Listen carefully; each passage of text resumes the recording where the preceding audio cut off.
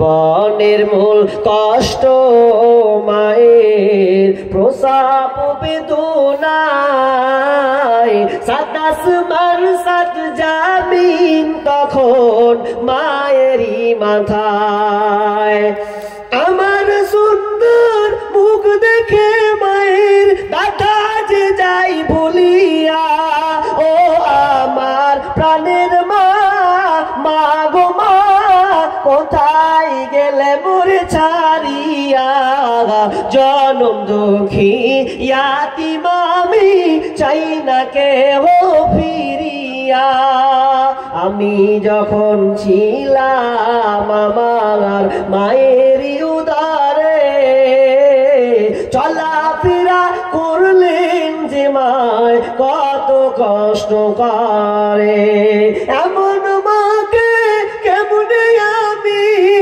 এমন মাকে কেমনে আছি যাব আমি ভুলিয়া ও আমার প্রাণের মা মা গো মা কোথায় গেলে মোরে ছাড়িয়া জনম দুঃখী ইয়াতিম আমি চাই না কেউ ফিরিয়া মোরা এমন ভাবে পার্টি করি ভাইয়ে ভাইয়ে লরি মরে মোরা এমন ভাবে পার্টি করে ভাইয়ে ভাইয়ে লরি মরে মোদের ভোটের জোরে বাবু বিধানসভা পান বাবু লোকসভা পান মোরা বেঈমান মুসলমান মোদের নাই কোনো ঈমান মোরা নাদান মুসলমান মোদের নাই কো কাণ্ড জ্ঞান আল্লাহু বিআমরিহি ওয়াল্লাহু লা ইয়াহদিল কওমাল ফাসিকিন।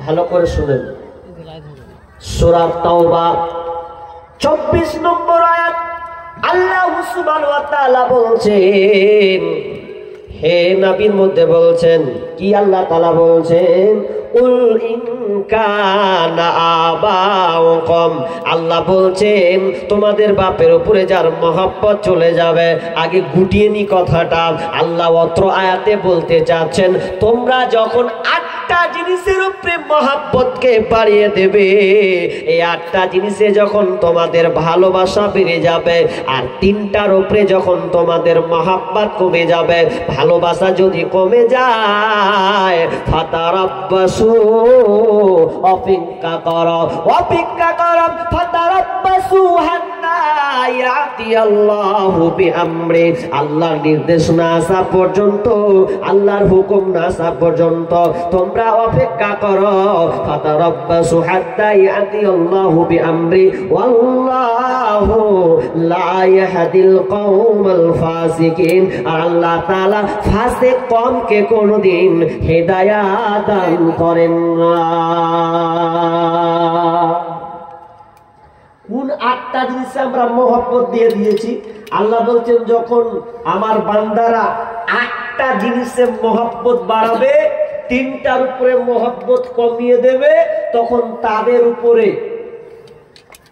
আযাব আসবে মারবে শাসক আসবে নির্যাতন করবে নিপীড়ন করবে অপহরণ করবে নিষ্পিত হবে সবকিছু ওদেরকে অ্যাটাক করবে ওরা যখন 8টা জিনিসে মহব্বত বাড়াবে 3টার উপরে মহব্বত কমিয়ে দেবে এক কথায় এই 3টার প্রতি তারা স্নেহ ভালোবাসা মহব্বত কাজের অত দেখাবে না 8টার উপরে ঝুঁকি দেবে আল্লাহ বললেন কিসে 8টা মহব্বত ভালো করে শোনেন আল্লাহ সুবহানাহু ওয়া তাআলা 1 নম্বর বললেন কুল ইন কানা আবাউকুম তোমার বাপের উপরে মহব্বত ওয়া আবনাউকুম তোমার সন্তানের উপরে মহব্বত ওয়া ইখওয়ানুকুম তোমার ভাইয়ের উপরে মহব্বত ওয়া আজওয়াজুকুম তোমার স্ত্রীর উপরে মহব্বত ওয়া আসিরাতুকুম, আপনার কিনা বংশের মহব্বত, বন্ধু বান্ধবের মহব্বত, আসিরাতুকুম ওয়া আমওয়ালুন ইকতারাফতুমুহা, এবং তোমার মালের সঞ্চিত মালের উপরে মহব্বত, ওয়া তিজারাতুন তাকশাউনা কাসাদাহা, তোমার ব্যবসা বাণিজ্যের মহব্বত, ওয়া তিজারাতুন তাকশাউনা কাসাদাহা ওয়া মাসাকিনু তারদাউনাহা, আর 8 নম্বর হচ্ছে তোমার ওই বাসস্থান জায়গা বাড়ির মহব্বত। এই 8টার উপরে যখন তোমাদের মহব্বত বেড়ে যাবে আর 3টার উপরে মহব্বত কমে যাবে, কি 3টা আল্লাহ সুবহানাহু ওয়া তাআলা বলেন ফাতারাব্বাসু হাত্তা ইয়াতি আল্লাহু বিআমরি আল্লাহু লা ইয়াহদিল কওমাল ফাসিকিন। 8টার উপরে মহব্বত, 3টার উপরে মহব্বত, আল্লাহর উপরে মহব্বত যখন তোমাদের মধ্যে কমে যাবে, রাসূলের ভালোবাসা মহব্বত, রাসূলের সুন্নাত তরিকা যখন তোমাদের কমে যাবে এবং তোমরা ফিজি আল্লাহ রাস্তায় বের হবে, আল্লাহ রাস্তা, কুল ইন কানা আবাউকুম আবনাউকুম ওয়া ইখওয়ানুকুম ওয়া আজওয়াজুকুম ওয়া আশিরাতুকুম ওয়া আমওয়ালুন ইকতারাফতুমুহা ওয়া তিজারাতুন তাখশাউনা কাসাদাহা ওয়া মাসাকিনু তারদাউনাহা আহাব্বা ইলাইকুম মিনাল্লাহি ওয়া রাসূলিহি ওয়া জিহাদিন ফি সাবিলিহি।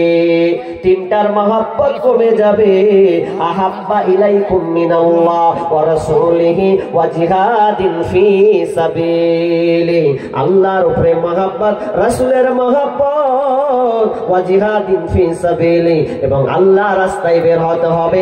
এই 3টা জায়গায় যখন তোমাদের মহব্বত করে যাবে, কমে যাবে, ফাতারাব্বাসু, অপেক্ষা কর, যেদিন আল্লাহর মার পড়বে রে, সেদিন তোমাদের কোনো উপায় থাকবে না।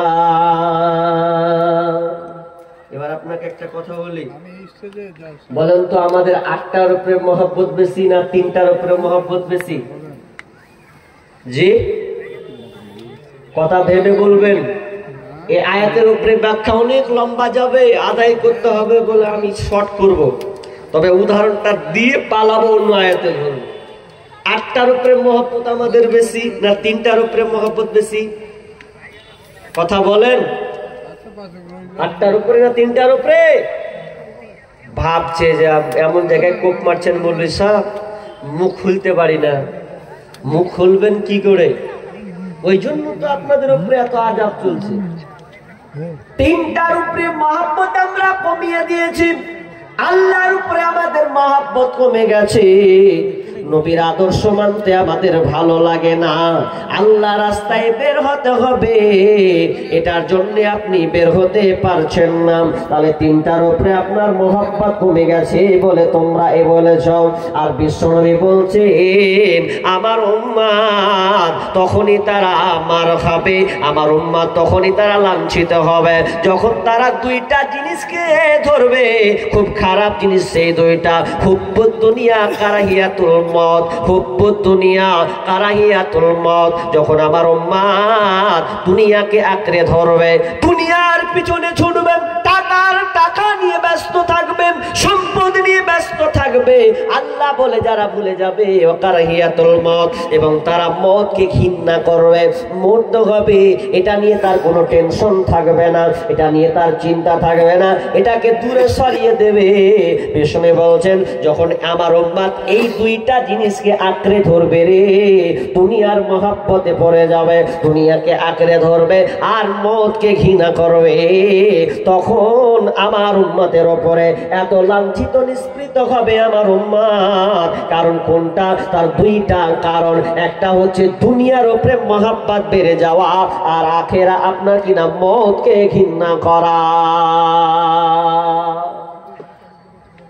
আল্লাহর উপরে মহব্বত কেমন আছে না না আছে আমি এবার উদাহরণ বলি। আপনাদের সমাজে বিয়ে হয়, কিরকম বিয়ে হয় জানি না, হলে বলবেন, কারণ এটা হচ্ছে দক্ষিণ দিনাজপুর নাকি? হ্যাঁ, দক্ষিণ দিনাজপুর, উত্তর দক্ষিণ সবই বললাম রে বাপ, এটা দক্ষিণ দিনাজপুর। দক্ষিণ দিনাজপুরে আপনাদের কেমন বিবাহ? আচ্ছা, আপনাদের এই বিবাহতে আল্লাহর ঠাঁই হয়? কথাটা বুঝবেন বললে যে আল্লাহ আসবে না কেমন আল্লাহর ঠাই হয় মানে আল্লাহ অনুযায়ী হয়। আল্লাহ কি খুশি থাকে আপনার বিয়েতে? নবীর তরিকা অনুযায়ী হয়। আল্লাহ কি বলবো আপনাকে, হয় একটা লোকের বিয়ে হবে তো বিয়ে যদি হচ্ছে তো শালির বিয়ে খেতে যাবে, শালির বিয়ে তো শালির বিয়ে খাবে, তো শালির বিয়ে খাওয়ার জন্য ও 10 দিন আগে শ্বশুর বাড়ি, হাজি এখনিও 10 দিন বাকি আছে বিয়েকে, তো 10 দিন হয়ে গেল, তো 10 দিন হয়ে গেছে তো 10 দিন আগে হাতে আর কি মজা করে খেয়েছে ও, তো আবার বলছে যে বক্স না হলে আবার বিয়ে মানায়, বক্স নিয়ে আসতে হবে, বক্স এবার বক্স নিয়ে আসবে, বক্স জুড়বে। আচ্ছা বলেন তো শ্বশুরকে কি জামাই বকতে পারবে? শরমের ব্যাপার আছে, বড় মানুষ শ্বশুরকে আর বকা যায়? শ্বশুর তখন কি করছে, জামাইকে না বকতে পারা পোতা গালাকে বকছে, ধরবা বক্স বাজাচ্ছিস না তুই নেপালি গুলা বক্স বাজিয়ে বাড়াচ্ছিস, ওরা দমাকে ভেঙে দেবো, ওরা কিছু পাইস না। তো খানিকটি কি করছে, জামাইকেও ছিলছে, ওকে দিয়ে জামাইকে ছিলছে। জামাই এখন পেস্টি দিয়ে লেগেছে, মন খারাপ, শ্বশুর এরকম করছে রে। তখন জামাই বলছে থাকবো না, চলে যাবো বাড়ি। হ্যাঁ হ্যাঁ তুই 9 দিন ধরে থাকলি, কালকে বিহা 9 দিন খেয়ে নিলি, আর আজকে বলছি বাড়ি চলে যাবো, মাথা খারাপ। তখন দেখবেন শাশুড়ি খুব জামাই দরদি হয় বেশি, তো শাশুড়ি জামাই দরদি হয়, তখন নিজের চাকি বকছে, যুগ জামালা কিছু বুঝো, বাজিস তো বাজিস, তোমার কি হলো, যাও বলছি বিছানায় ঘুমাবে যাও।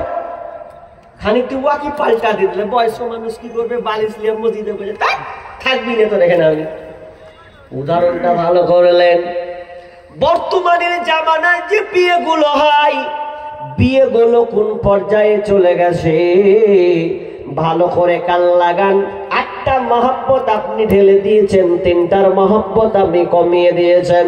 আপনি যে বিয়েটা করছেন বা বিয়েটা খাচ্ছেন, দেখবেন বিয়ে বাড়িতে যখন বিয়ে লাগে, অনুষ্ঠান হয়, হায় রে কত আল্লাহ বিরোধী কাজ সেখানে হয়।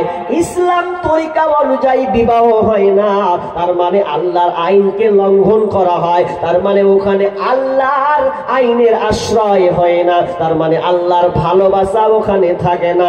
বিয়েটা যেখানে হয় নবীর তরিকা অনুযায়ী হয় না।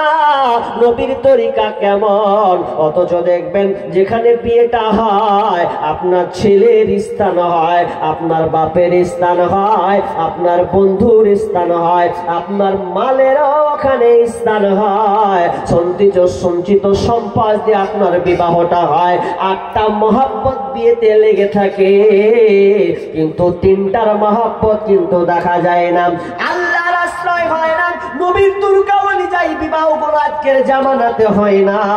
বুক ফুলিয়ে বলেন কেমন আছেন, আমার বিয়েটা ইসলাম তরিকা অনুযায়ী হয়েছে?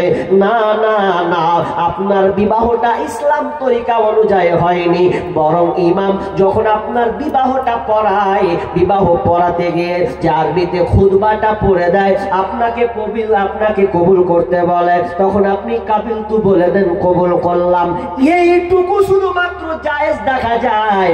বাকি আগে পিছে কত যে অন্যায় অশ্লীল আপনার কাজ হয়েছে।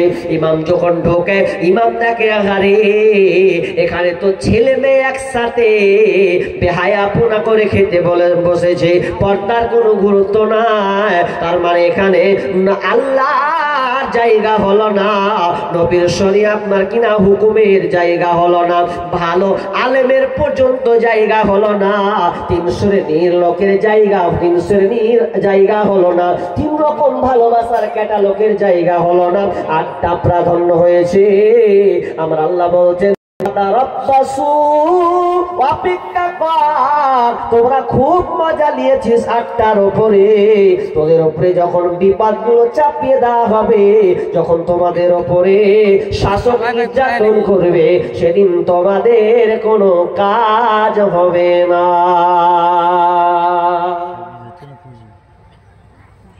এবার উদাহরণ দিয়ে আপনাকে আমরা বলছি যে মুসলমানদের টার্গেট করছে, কে মারছে? বলছে বিজেপি। হাজি কে টার্গেট করছে? তো বিজেপি।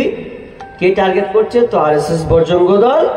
ওরা টার্গেট করছে মুসলিমকে। এবার যারা বিজেপিতে আছে ওরা বলছে তোর ভুল ধারণা রে, এগুলা 3 নম্বর করছে, তোরা বুঝতে পারিস না, টুপি পড়ছে আর ভোট লিছে। এগুলা 3 নম্বর করছে, 3 নম্বরের দোষ এটা। 3 নম্বর ওরা বলছে না রে ভাই আমরা লয়, এটা করছে কে? এটা যদি দোষী হয় সেটা হচ্ছে কংগ্রেস। কংগ্রেসের চাল, এরা মুসলমানদেরকে মারছে, টুপি পরে লিছে, হাব্বা জুব্বা পরে লিছে, যেখানে যেখানে রোজাও রেখে লিছে, ইফতার কখনো গরুর মাংসও খেয়ে লিছে ভোট লাওয়ার লেগে। তো এক অপরকে একটা উদাহরণ দিই, সব জায়গায় উদাহরণটা দিই। হাজি, একটা লোক যদি ডিম খায়, ভালো করে বুঝেন, একটা লোক যদি ডিম খায়, আচ্ছা ডিম খাওয়ার পর যদি ঘেঁকে উঠে, আচ্ছা কেমন ঘেঁকে উঠবে? ডিম ডিম যে খেয়েছে ওই রকম ঘেঁকে উঠবে। মূলা খেলে মূলার মতন ঘেঁকে উঠবে না জি? তো 3 নম্বরের দল তো 3 নম্বরের মতন ঘেঁকে উঠবে, আবার বলবে যে আমারটা পথ। যে যার দলে থাকবে সে যেরকম প্রশংসা করবে, এটা স্বাভাবিক। আমার আল্লাহ বলছেন তোরা এক অপরকে আঙুল দিস না, এক অপরকে দোষারোপ করিস না। তোরা বলছিস তৃণমূলের দোষ, তোরা বলছিস বিজেপির দোষ, তোরা বলছিস কংগ্রেসের দোষ। না না না, আমার আল্লাহ বলছেন তোদের উপরে যে আযাব গুলো এসেছে, তোদের উপরে যে অ্যাটাক গুলো করা হয়, এগুলোর জন্য কোনো দল দায়ী নয়। আমার আল্লাহ বলছেন যা যা আমার কোরআনের দিকে যা, কোরআনের দিকে লক্ষ্য কর। আমার আল্লাহ বলছেন জাহারাল ফাসাদু ফিল বাররি ওয়াল বাহরি বিমা কাসাবাত আইদিন নাস লিউযীকাহুম বা'দাল্লাযী আমিলু লাআল্লাহুম ইয়ারজিউন।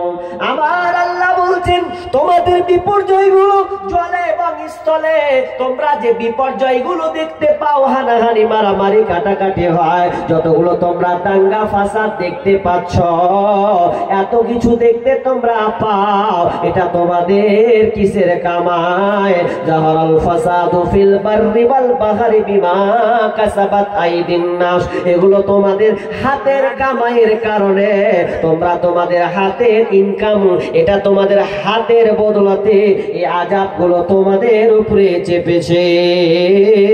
আইদিন নাস লিউযীকাহুম বা'দাল্লাযী আমিলু, অনেক আমলের, তোমাদের অনেক অমন্দ আমল, খারাপ কাজে ধরুন তোমাদেরকে আযাবগুলো চাপানো হয়। তোমাদের অনেক আমলের কারণে, খারাপ অন্যায় অশ্লীলতার কারণে তোমাদের উপরে যে আযাবগুলো এই আযাবগুলো চাপানো হয়। কেন আমি আযাবগুলো চাপিয়ে দিই? আমার আল্লাহ বলছেন লাআল্লাহুম ইয়ারজিউন, যাতে করে বান্দারে তোরা যেন দিনের মধ্যে ফিরে আসিস, এই জন্য আমি আল্লাহ এই আযাবগুলো চাপিয়ে থাকি। খালি বিজেপির দোষ দিছে, সব আমাদের দোষ। আল্লাহ বলছেন তোরাকে এত কিছু দিলাম রে, একবার তোরা আমার দিকে দেখিস না। মুয়াজ্জিন ডাক দেয়, মুয়াজ্জিন আমরা মনে করছি এটা আজান, বয়স্ক লোক দিচ্ছে, বাচ্চা ছেলে আজান দিচ্ছে, যুবক আজান দিচ্ছে, এ মনে করে নয়। আজানটা শুধু মাধ্যম নিয়েছেন, আজানটা কার? আল্লাহ। আল্লাহর ভাষায় তো আল্লাহর ডাক। আজান হয় কবার হয়? 5 বার আজান হয়। কি হয়? হাইয়া আলাস সালাহ,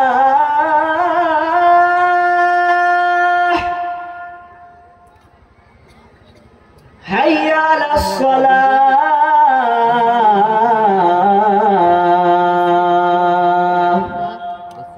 আজান হয় 5 বার। সালাহ, নামাজের দিকে এসো। হাইয়া আলাল ফালাহ, কামিয়াব পেতে এসো। কল্যাণ যদি পেতে চাও, নিষ্কৃতি যদি পেতে চাও, তাহলে তোমরা আমার মসজিদে তোরা আয়। এত কিছু ডাকলো রে, মুয়াজ্জিন তোকে ডাকলো, বক্তা ডাকলো, মুর্শিদাবাদ থেকে বক্তা এসেছে, কলকাতা থেকে বক্তা এসেছে, তোদেরকে হেদায়াতের দিকে ডাকলো, আমার পথের দিকে ডাকলো, কল্যাণের জন্য ডাকলো। ইমাম মসজিদে তোকে বছরে 52 বার বুঝিয়েছে, এত কিছু ডাকার পর তোরা যখন এলি না, আমার আল্লাহ বলছেন এগুলো তোদের কারণে আমি এই বিপর্যয় গুলো দিয়ে দিলাম। কেন দিলাম? লাআল্লাহুম ইয়ারজিউন, বান্দারে যাতে করে তুমি দিনের মধ্যে ফিরে আসতে পারো। ছোট্ট করে একটা উদাহরণ দিই। উদাহরণটা, আপনারা এখানে কেউ মিস্ত্রি আছেন, বাড়ি তৈরি করেন, তার নাম হচ্ছে রাজমিস্ত্রি, নাকি জি? রাজমিস্ত্রিরা কত সুন্দর করে বাড়ি তৈরি করে না? বাড়ি তো বাড়ি যে তৈরি করে, আর ইঞ্জিনিয়ার কি করে? ইঞ্জিনিয়ার বাড়ির ছক প্ল্যান যেমন নেবেন, যেমন পয়সা ঢালবেন তেমন আপনাকে নকশা করে দেবে, এর নাম হচ্ছে ইঞ্জিনিয়ার। তো ইঞ্জিনিয়ার যখন প্ল্যান দেয়, একটা ইঞ্জিনিয়ার একটা মানে আপনার বিল্ডিং ফ্ল্যাট তৈরি করছেন 4-5 তলা, তো 4 তলার উপর একটা ইঞ্জিনিয়ার আছে, নিচে লেভার গুলোকে ডাকছে, কোন একটা কাজ শর্ট হয়েছে উপরে, তখন বলছে এ লেভার ভাই, লেভার ডাকছে তো শুনতে পাই না, শুনতে যখন পাই না মন টন খারাপ, কি করবে? শুনতে পাচ্ছে না, যদি শুনছে হায় এদিক ওদিক করছে, তখন ইঞ্জিনিয়ার বলছে কি ব্যাপার, কথা শুনতে পাই না রে, এক কাজ করি 500 টাকা ফেলে দেখি।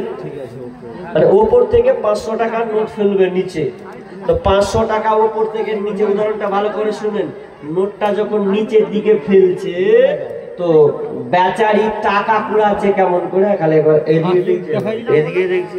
মানুষ যখন পয়সা কুড়ায় কত চালাকি করে যে কেউ জানে না, দেখুক, তো টুকটুক করে আগাবে আর ওই টাকাটাকে পায়ে মেরে দেবে, পায়ে ঢেকে নিল, আর যখন টাকাটাকে কুড়ায় একদিকে বাম দিকে ফাঁকা করে পকেটে ভরল, কিন্তু দেখছে কে? ইঞ্জিনিয়ার দেখছে। ইঞ্জিনিয়ার বলছে হ্যাঁ হ্যাঁ, টাকাটা কোনখান থেকে পড়লো ওটা তো দেখলি না, কেন ডান দিকে আবার বাম দিকে পকেটে ছেড়ে দিলি, ব্যাপার তো খুব খারাপ। আবার 500 টাকা নোট ফেলছে, একই রকম কেস করছে, উপর দিকে একবারও তাকাই না, হাত মারছি শুনতেও পাই না, টাকা দিয়ে উপর থেকে পড়ছে, একবার উপর দিকেও তাকাই না, মাথা খারাপ। ইঞ্জিনিয়ার করছে টাকা দিনা তোর বাপ সুদ্ধা তাকাবে, 2 বার টাকা ফেলবো টাকালি না। তখন ইঞ্জিনিয়ার কি করেছে, ছোট্ট একটা পাথর নিয়েছে, পাথর মারবো তোর মাথায় এবার, এতক্ষণ টাকা ফেলেছি 2 বার উপর দিকে তাকাসনি। তখন ইঞ্জিনিয়ার বলছে তোর মাথায় আমি পাথর গিট্টি ফেলবো, তারপর দেখবো তুই কি হালাত, উপর দিকে তাকাসনি না। তখন উপর থেকে 4 তলার উপর থেকে ইঞ্জিনিয়ার রিং করছে মাথার দিকে, ডাইরেক্ট করবি তোর মাথায় পর, আর যেমন রিং করেছে যেমনি ওর মাথায় পড়েছে, আচ্ছা মাথায় পড়লে কি আর বিসমিল্লাহ করবে? যেমনি মাথা পড়ছে উপর দিকে তাকাচ্ছে, তখন ইঞ্জিনিয়ার বলছে এবার থেকে না তাকালি শক লেগেছিল, বলছে শক নয় শর্ট লেগেছে, এখানে লেগেছে, তখন মাথায় দিকে তাকাচ্ছে। ইঞ্জিনিয়ার তাকালো না, টাকা ফেলা হলো, তাকালো না, যখন একটা ছোট্ট পোল্ডার পড়েছে, ছোট পাথর পড়েছে, মাথায় আঘাত পেয়েছে, উপর দিকে তাকাচ্ছে। তো আমার আল্লাহ বলছেন মুয়াজ্জিনের মাধ্যমে ডাকলাম, বক্তার মাধ্যমে ডাকলাম, আপনার কিনা ইমামের মাধ্যমে ডাকলাম, ইজতেমা কত কি হয়েছে, এত কিছুর পরে ডাকার পরে তোকে পেলাম না, যে আমার আল্লাহ বলছেন এবার তোকে না সাইজদা করতে হবে। আল্লাহ বলছেন তোর উপরে যখন আমি আযাবটা পাঠিয়ে দিলাম, আযাবটা কেন পাঠালাম? যাতে করে তুই এবার সংশোধন হয়ে যাস, যাতে করে তোর ভুলটা যেন বুঝতে পারিস। লাআল্লাহুম ইয়ারজিউন, বান্দারে যাতে করে তুই দিনের মধ্যে ঢুকে যাস, দিনের মধ্যে যেন তুই প্রবেশ করিস, এই জন্য আমি আল্লাহ তোর উপরে এই আযাবগুলো চাপাই। মুসলমান আমরা মার খাচ্ছি, এগুলা সব নিজের দোষে, নিজের দোষে। আজকে ভারতের অবস্থা এত খারাপ, যেই ভারতবর্ষকে মুসলমানেরা শাসন করেছে এতদিন ধরে শাসন করেছে, এরপরে আজকে আমাদের কাছ থেকে হাত ছাড়া হয়ে গেছে। আমরা জানলাম না আমরা মুসলমান, আমাদের উপরে আল্লাহ নারাজ আছে, আল্লাহর সঙ্গে আমাদের সম্পর্ক কানেক্ট হওয়ার কথা, কানেক্ট নাই। আল্লাহ আমাদের এখন কথা শুনে না। কেমন করে দেখেন, আপনি 10 বছর 15 বছর পেছনে চলে যান। 10 বছর 15 বছরের পেছনে যখন ইমামেরা, যখন মৌলবি মাওলানা বলেন, মৌলবি বলেন, মসজিদের ইমাম বলেন, তারা যখন মাঠে গিয়েছিল, ইস্তিসকার নামাজ যখন পড়েছে, হাত তুলে দোয়া করেছে, ইস্তিসকার সালাত করেছে, বৃষ্টির জন্য ইস্তিসকার সালাত করলো, দোয়া করলো, সঙ্গে সঙ্গে বৃষ্টি হলো। তখনকার মানুষ মোবাইল থাকলে আর কিছু থাকলে কি করেছে, ওই আগে ক্যারি নিয়েছে যাতে না ভিজে, কিংবা অনেকে কেউ নিয়েও পর্যন্ত যায়নি, কিংবা ছাতা পর্যন্ত নিয়ে গেছে। কিন্তু আজ বর্তমানে দেখেন 2-1 বছর 3 বছর 4 বছর ধরে জায়গা অনাবৃষ্টি, মানে বৃষ্টি নাই, রোদ গরম, এরপরও ইস্তিসকার সালাত হচ্ছে, নামাজ হচ্ছে, কিন্তু দোয়া কবুল হচ্ছে না, নামাজ কবুল হচ্ছে না। মারাত্মক। কেন এটা? কাজী নজরুল বলছেন, আল্লাহকে পাইয়া বিশ্ব বিজয়ী ছিল একদিন যারা, আল্লাহকে হারায় লাঞ্ছিত মুসলিম আজ তারা। আল্লাহর নামের আশ্রয় ছেড়ে ভিখারির বেশে পথে পথে ঘুরে, আল্লাহর নামের আশ্রয় ছেড়ে ভিখারির বেশে পথে পথে ঘুরে, এসে ভোগ বিলাসে মায়াই ভুলে হাই নীল বন্ধন কারা, আল্লাহকে হারায় ভীত পরাজিত আজ দুনিয়ায় তারা। আল্লাহর সঙ্গে যুক্ত সদাই ছিল জাগাদের মন, আল্লাহর সঙ্গে যুক্ত সদাই ছিল জাগাদের মন, দুঃখে রোগে অটল থাকিত তারা সদা সর্বক্ষণ। এসে শয়তান ভোগ বিলাসে কারিয়া নিয়েছে ঈমান তাদের, মুসলিম আল্লাহকে হারায় হয়েছে লাঞ্ছিত তারা, আল্লাহকে হারায় মুসলিম আজ হয়েছে সর্বহারা। আল্লাহ বান্দার সঙ্গে কানেক্ট নাই। ইব্রাহিম বিন আদমের অনেক কথা আছে। ইব্রাহিম বিন আদম একদিন বাজারে গেলেন, বাজারে গিয়ে একটা গোলাম আজাদ করলেন, গোলাম ক্রয় করলেন, গোলাম ক্রয় করে কিনে নিয়ে বাড়ি আসলেন। বাড়ি আসার পর ওই গোলামকে বলছে, গোলাম রে তুমি কি খাবে? গোলামটা বলছে, মালিক যা আপনি আমাকে খাওয়াবেন ওটাই আমি খাওয়াও। ও আপনি ইব্রাহিম বিন আদম বলছে, ওরে গোলাম রে তুমি কেমন পোশাক পরবে বলো? গোলামটা বলছে, মালিক যেমন আপনি আমাকে পোশাক পরাবেন, যে ধরনের পোশাক পরাবেন আপনার ইচ্ছা। এবার বলছে, মা গোলাম বলো তো তোমার নাম কি? ওহে চাকর তোমার নাম কি? তখন ওই গোলামটি বলছে, ওই চাকরটি বলছে, মালিক আপনি আমাকে যে নামে ডাকবেন ওটাই হবে আমার নাম। এবার 4 নম্বরে ওই গোলামটাকে, বাচ্চাটাকে জিজ্ঞাসা করছে, ওরে আমার চাকর গোলাম বলো তোমার কি কোনো আশা আছে কি নাম? তোমার কোনো আশা আকাঙ্ক্ষা আছে কি নাম? গোলাম চাকর বলছে, মালিক গোলামের আবার কি আশা থাকতে পারে? চাকরের কি আবার আশা থাকতে পারে? আমার কোনো আশা নাই। আপনি যেমন করে আপনি রাখবেন তেমন করে, আপনি যেমন করে পড়াবেন তেমন করে, আপনি যেমন করে খাওয়াবেন তেমন করে। যখন এই কথা বলা, ইব্রাহিম বিন আদম নিজের বুকের কলারটাকে ধরছে আর নিজেকে বলছে, ওরে নাদান রে এই বাচ্চাটাকে ডাক, এ তো আল্লাহর সঙ্গে এইরকম তার সম্পর্ক থাকার কথা, এ গোলাম আমার সঙ্গে এইরকম সম্পর্ক করছে। না না, আমি কত নাদান, আমি কত বেঈমান, আমি এইরকম আল্লাহর সঙ্গে কম্পেয়ার করে রাখিনি, আমি আল্লাহর সঙ্গে এইরকম যোগাযোগ করিনি। তার মানে তিনি বলতে চাচ্ছেন আজকে বর্তমানে আল্লাহ বান্দার কানেক্টটা দূর হয়ে গেছে। এই জন্য আমার আল্লাহ বলছেন তোকে কে মারবে আর কে কাটবে আমার দেখে কোনো লাভ হবে না। তুই যতই কান, তোর দিক যে যতই চোখে পানি আসুক না কেন, যতক্ষণ পর্যন্ত তুই সংশোধন না হবি, যতক্ষণ পর্যন্ত পরিবর্তন না হবি রে বান্দা, আমি আল্লাহ কোনো লাভ নাই। মুসলমানের উপরে মাঠে গেলে হু এত ভয় করছে যে কি হবে কি হবে কি হবে, গেল এনআরসি গেল, আর সামনে আবার আসবে দেশ ভাগ করবে নাকি, এ নিয়ে আবার একটা পায়তারা চলছে, মসজিদ দখল হবে নাকি, এ নিয়ে আবার পায়তারা, মাদ্রাসা দখল হবে নাকি, এ নিয়ে আবার চক্রান্ত। তো এগুলো হচ্ছে মুসলমান পেজে কি শুরু হলো রে। মেন জায়গায় যান, মেন জায়গায় যান, মেন জায়গা না, মেন জায়গা আমরা দেখতে পাইনি।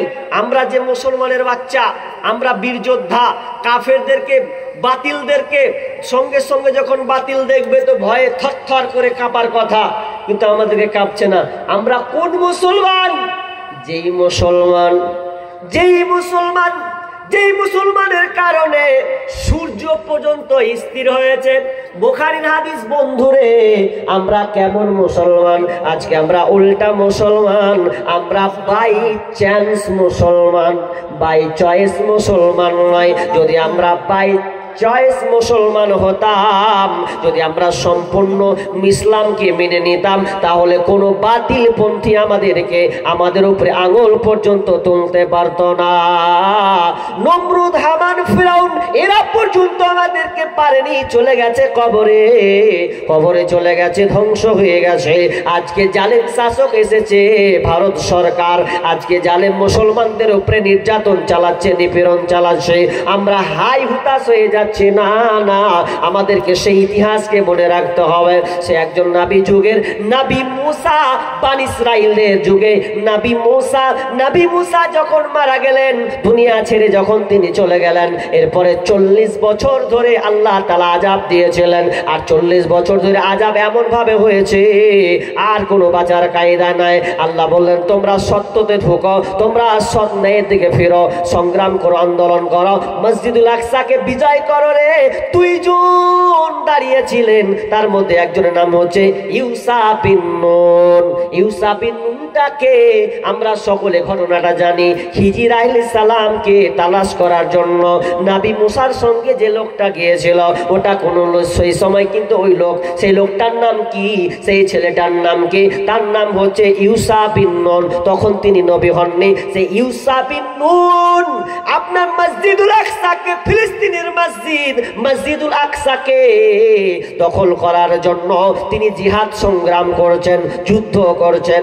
এমন সময়, সেই সময় একটা সময় ছিল শুক্রবার যেমন সূর্য ডুবলেই শনিবার, আর শনিবার হলে সমস্ত যুদ্ধ বন্ধ, যুদ্ধ করা যাবে না। কিন্তু এমন সময় তারা বিজয় লাভ করবে। ইউসা বিন নুন, নবী ইউসা বিন নুন আল্লাহর কাছে দোয়া করতে লাগলেন, মাবুদ, হে আমার রব, আমরা জিহাদ করছি, আমরা যুদ্ধে নেমেছি, শেষ পর্যায়ে আমরা চলেছি, একটু পরে আমরা মসজিদুল আকসাকে দখল করে নেব, ফিলিস্তিনের মসজিদুল আকসাকে আমরা কবজায় করে নেব। আল্লাহ, তুমি আমাদের আর একটু সময় দাও। যদি সূর্যটা ডুবে যায় তাহলে পড়ে যাবে মাগরিব, মাগরিবের পর হয়ে যাবে শনিবার, আর শনিবার যদি পড়ে যায় তাহলে আমাদেরকে যুদ্ধ বন্ধ করতে হবে, আবার নতুন করে যুদ্ধ করতে হবে, তো আমরা হেরে যাব। কিন্তু মাবুদ রে, যতক্ষণ পর্যন্ত আমরা যুদ্ধে সাকসেস না হচ্ছে ততক্ষণ পর্যন্ত এই সূর্যটাকে আল্লাহ তুমি থামিয়ে দাও, সূর্য যেন আর এদিক ওদিক না হয়, পুরো সূর্যটাকে স্থির করে দাও। আল্লাহ সুবহানাহু ওয়া তাআলা সাত আসমান থেকে ইউসা বিন নুনের দোয়া কবুল করলেন। যখনই তিনি দোয়া করলেন, সঙ্গে সঙ্গে আল্লাহ তাআলা সূর্যকে স্থির করে দিলেন, স্তব্ধ করে দিলেন, আর নড়াচড়া নয়। যতক্ষণ পর্যন্ত যখন বিজয় ঘোষণা হলো, মসজিদুল আকসা যখন তাদের হাতের কাপচারে হলো, তখন সন্ধ্যা ঘনিয়ে গেল। লিল্লাহি তাকবীর। এইরকম মুসলমান হতে হবে। যেই মুসলমানের দুয়াতে, যেই নবীর দুয়াতে সূর্য স্থির আজকে বিজয় হবে, বিজয় করবে ইনশাআল্লাহ সুনিশ্চিত। এইরকম আমাদের মুসলমানের বাচ্চা হতে হবে। কি আমাদের ভয়, কেমন আমাদের ডর? আমরা ভয় খাচ্ছি কেন? আমরা নিজেরাই কোরআন এবং হাদিস থেকে অনেক দূরে সরে গেছি। উমর রাদিয়াল্লাহু তাআলা আনহু তিনি তখনও আমিরুল মুমিনিন হননি, খলিফা হননি। তার আগে মুতার একটা যুদ্ধ, এই মুতার যুদ্ধে আল্লাহ রাসূল মন খারাপ করে বসে আছে। কি হবে? আরে মুতার যুদ্ধে কাফেরদের সৈন্য তো 1.5 লাখ, আমরা তো মাত্র 10,000। 1.5 লাখ মানুষকে আমরা, 1.5 লাখে কাফেরকে কিভাবে আমরা পরাস্ত করব? তাদেরকে আমরা কিভাবে শেষ করব? এটা তো অসম্ভব। কি করা যায়? তাঁবুর তলে মন খারাপ করে আছে। উমর ঢুকে বলছেন, ইয়া রাসূলুল্লাহ, আপনার মনটা কেমন খারাপ, আপনার মনটা যেন কেমন জানি লাগছে। কি হয়েছে না বেগম, একটু কি আপনি আমাদেরকে খুলে বলবেন না? বিশ্বনবী বলছেন, উমর রে, তুমি তো জানো ওরা আজকে যুদ্ধে 1.5 লক্ষ মানুষ আছে, আমরা মাত্র 10,000। কে যেন কেন হবে? আজকে দিনটা জানি কেমন হবে, আমরা বিজয় হতে পারবো কিনা? উমর বলছেন, ইয়া রাসূলুল্লাহ, আপনি কি বলেন? কি আপনি সব বলছেন? এ নিয়ে চিন্তিত হওয়ার কারণ নাই। আমি উমর, আমি একা, আপনি আপনার দল 9,999 সাহাবীকে ঘুমাতে বলেন, বসতে বলেন। আমি একা উমর তলোয়ার নিয়ে 1.5 লক্ষর সামনে ঝাঁপিয়ে পড়ে যাব। কারণ আমি হলাম শের, আমি হলাম বাঘ, আর আমার সামনে 1.5 লাখকে আমি দেখি ভেড়া, আর ভেড়াকে কোনোদিন বাঘ ভয় পাবে না। কারণ আমি শের হিসাবে হুঙ্কার মারব, আমি ওগুলোকে তলে ফেলে দেব, আমি ওগুলো ভেড়াকে আমি কিছু মনে করি না। আমি নিশ্চিত এই ইসলামের পতাকাকে আমি উত্তোলন করব। যখনই এইরকম কথা বলা, আল্লাহর রাসূল বললেন, আমি বলতেন, উমর যাও, আল্লাহ তোমাদেরকে বিজয় দান করো, আল্লাহ তোমাদের সাহসিকতা আরো বাড়িয়ে দিন। কিন্তু মুসলমান মার খাচ্ছি, তাদের চেতনা কেমন ছিল? যে একটা উদাহরণ দিয়ে মার খাচ্ছি কেন? আচ্ছা, ফুটবল মানে গোল নাকি? যে ফুটবল মানুষ প্লেয়ার খেলে, তো ফুটবল দেখেছেন কটা প্লেয়ারে মারে গো? এদিক 2টা দল, ডান দিক বাম দিক, গোল যখন কটা করে প্লেয়ার থাকে? 11। তো 11 22টা, তো 11-22টা প্লেয়ার যখন মারে, লাথাই এদিক দিয়ে লাথাই, ওদিক দিয়ে লাথাই, ওইদিকে ঢুকে একবার এইদিকে ঢুকে, তাহলে বলটা তো হাওয়া আছে, আর তো কিছু নেই। যে শট মারছে, তো একটা ছেলে মন খারাপ করছে, হ্যাঁ বলটা কি ক্ষতি করলে? যারা 11 জন লাথেছে, ওরা 11 জন লাথেছে, কোনো কারণ গন্ডগোল তো কিছু আছে। তখন বলছে কি করা যায়? তো বলটাকে সাটাম করে হাতে পেয়ে নিয়েছে। তখন বলছে, ওরে আমার বল, তুই এবার বল, তোকে কেন এরা লাথাচ্ছে? কি করেছিস তুই? এত সুন্দর চকচকে সাদা একটা বল, দেখতে খুব সুন্দর, তোর তো কিছুই দোষ পাচ্ছি না। এরপরেও 11 জনা ধরে লাথাচ্ছে। বল রে, আমার খুব মায়া হচ্ছে। কি হয়েছে বল, কেন তোকে লাথায়? বলছে, ওরে ভাই, তোর এত মায়া, ওরা 22 জনা ধরে আমাকে লাথাচ্ছে, পিটছে, আর তুই আমারও প্রেম মায়া করছিস। আমি তো কারো কোনো ক্ষতি করিনি, কারো অন্যায় করিনি, কারো কাপড় ধরে টানি নাই, এরপরে আমাকে লাথায়। তার মানে শুনে নাও, আমাকে লাথি দেওয়ার কারণ খালি একটা, আমার ভিতরটা ফাঁকা। যদি আমি পাথর হতু, কোন বেটা মারতো না? মারলে গেলি পায়ে আগে 1 বার 10 বার খালি এরকম লাড়বে। কি হবে? ওকে কি করে মারতে যাব পায়ে? বল কোনোদিন। এই জন্য আমার ভিতরটা ফাঁকা, শূন্য আছে, হাওয়া ছাড়া কিছু নেই। এই জন্য ওরা আমাকে ডান দিক বাম দিক দিয়ে, উত্তর দক্ষিণ পূর্ব পশ্চিম সব দিক দিয়ে ওরা লাথাচ্ছে। তো এরকম মুসলমান আজকে শূন্য হয়ে গেছে, ইমান হারা হয়ে গেছে। ওই মুসলমানের মধ্যে ইমানি চেতনা নাই, শূন্য ভরা মুসলমান, শূন্য হারা মুসলমান। এই হুন্নহারা মুসলমান আজকে বর্তমানে লাঞ্ছিত হচ্ছে, পদতলিত হচ্ছে, এদের কোনো জায়গায় সম্মান নাই। তা আমার আল্লাহ বলছেন, কিছু বলেন। হ্যালো, আসসালামু আলাইকুম। মা খালাদেরকে বলা হচ্ছে আপনারা একটু সাঁটে সাঁটে বসুন, সামনের দিকে এগিয়ে বসুন। পিছনে মহিলাগুলা দাঁড়িয়ে আছে, মহিলার প্যান্ডেলটা একদম ফুল হয়ে গেছে, পুরুষের প্যান্ডেল খালি হয়ে আছে। পুরুষদেরকে বলা হচ্ছে আপনারা ভিতরে চলে আসুন, প্যান্ডেলের ভিতরে। আর আমাদের যে আজকের প্রধান বক্তা তিনি চলে এসেছেন, চিন্তার কোনো কারণে তিনি আমাদের কাছে এসে উপস্থিত হয়ে আছেন, আলহামদুলিল্লাহ। ইনার পরে প্রধান বক্তা আসবে, ইনশাআল্লাহ আপনারা প্রধান বক্তার বক্তৃতা শুনবেন। মা খালারা আপনারা একটু সামনের দিকে এগিয়ে আসুন, পিছনে মহিলাগুলা বসতে পারছে না, আপনারা সামনের দিকে সাঁটে সাঁটে বসুন। আর দোকানের দিকে পুরুষের খুব ভিড়, আপনারা প্যান্ডেলের দিকে আসুন। আমাদের ভলান্টিয়ারদেরকে বলা হচ্ছে তোমরা দোকানের দিকে যে লোকগুলাকে একটু প্যান্ডেলের দিকে পাঠিয়ে দাও, দোকানে প্রচন্ড ভিড়। আচ্ছা, যাই হোক, তো কি বলছিলাম যে আমাদের ইমান নাই, ইমানের দুর্বলতা, ইমানে আমাদের পোকা লাগা ইমান, এই জন্য আজকে আমরা লাঞ্ছিত পদতলিত হচ্ছি। বলেন তো, সাহাবীদেরকে যে প্রশ্ন করা হতো, সাহাবীদেরকে বলা হতো হে তোমরা কি মানো? এক কথায় উত্তর, কোরআনে যা আছে তা মানি, কোরআনে যা আছে তা মানি। তো কোরআনে কি আছে? আমরা যা করি তাই কোরআনে আছে। আচ্ছা, ওই প্রশ্নটা যদি আমরা যতটি মুসলমান এখানে বসে আছি, ভাই বসে আছি, একই প্রশ্ন যদি আমি আপনাদেরকে বলি তোমরা কি করো, কি মেনে চলো? আচ্ছা, বুকে হাতে বলবেন কোরআনে যা আছে তা করি।